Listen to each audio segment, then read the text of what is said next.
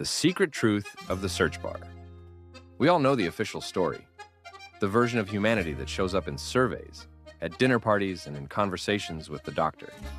It's polite, progressive, and a little too perfect. We believe we know what the world thinks, feels, and wants. But what if the most honest thing you do all day is the moment you step into a small, silent room, open your laptop, and type a question into the search bar? The economist and data scientist Seth Stephens argues in his book, Everybody Lies, that our digital confessions, our Google searches, are the purest, most unfiltered truth about humanity we have ever discovered. This isn't just big data.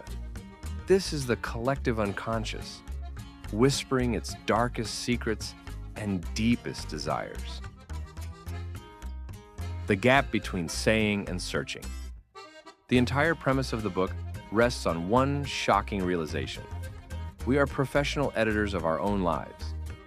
When Stephens-Davidowitz started analyzing millions of search queries, he saw a stark, often hilarious, contradiction. Imagine a pollster asking people about their favorite music.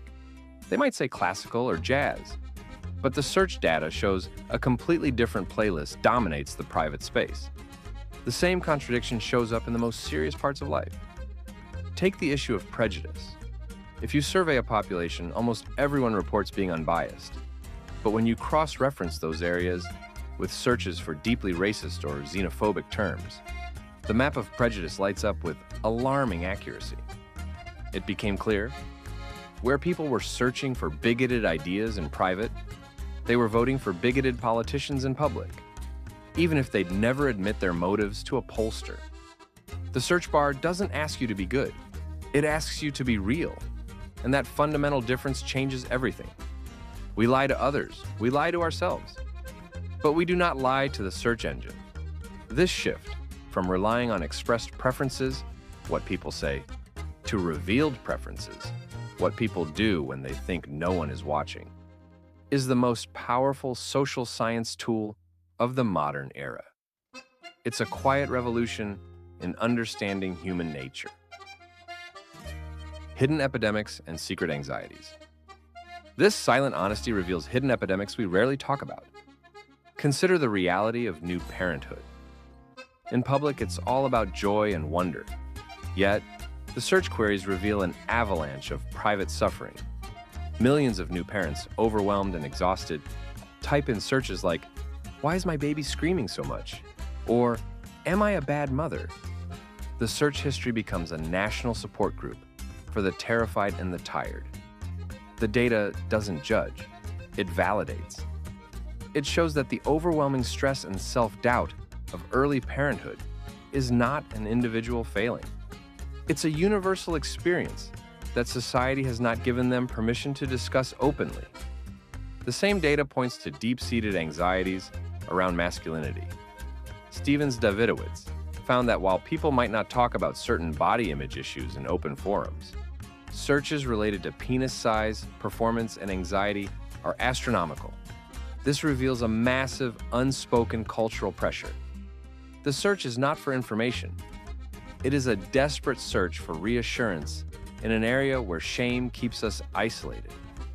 The data also reveals the truth about attraction. Dating surveys are useless. People describe their ideal partner politely.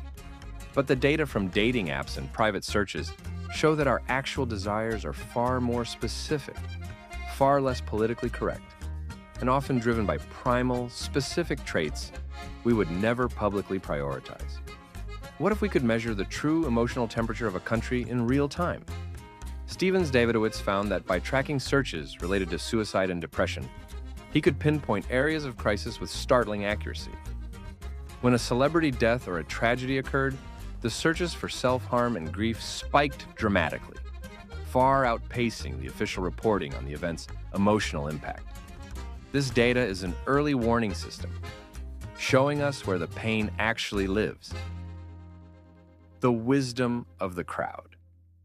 The goal isn't just to catch us in our messy contradictions, it's to use this collective honesty to build a smarter world. Think about public health. Instead of waiting for people to go to the doctor and report flu symptoms, a process that takes days or weeks, We can watch the search data. When millions of people start typing in sore throat, body aches, fever in a specific area, public health officials can deploy vaccines and resources before the outbreak fully hits. The collective lie detector becomes a predictive engine. The book explores how this data is shattering myths about everything from the economy to entertainment. For years, experts misjudged the true size and passion of certain cultural movements because people felt embarrassed to admit their interest in public. The search data cuts through that embarrassment and gives us the real numbers. One of the most profound takeaways is the sheer universality of our problems. We tend to think our anxieties are unique and isolating, but the data says the opposite. The exact, strange, embarrassing thing you searched for at 3 a.m. has been searched for by thousands, perhaps millions of others. In the data, our private shame dissolves into a powerful, collective reassurance. We are not alone in our self-doubt, our strange interests, or our hidden fears. Our vulnerabilities are what connect us. The search bar is simply the window into that shared human condition. The challenge of clarity. Everybody Lies is ultimately a book about clarity.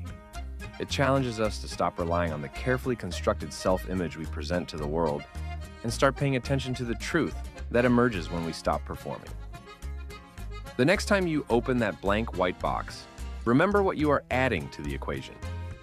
You're not just seeking information, you are giving an unvarnished piece of your soul to the digital ether. The profound question this book leaves us with is this: if we can finally see ourselves in society with this level of startling honesty, what are we going to do with that truth? Thanks for watching. Subscribe, tap the bell, and join the Booksbox family as we explore powerful ideas, one book at a time. Catch even more great ideas on our podcast.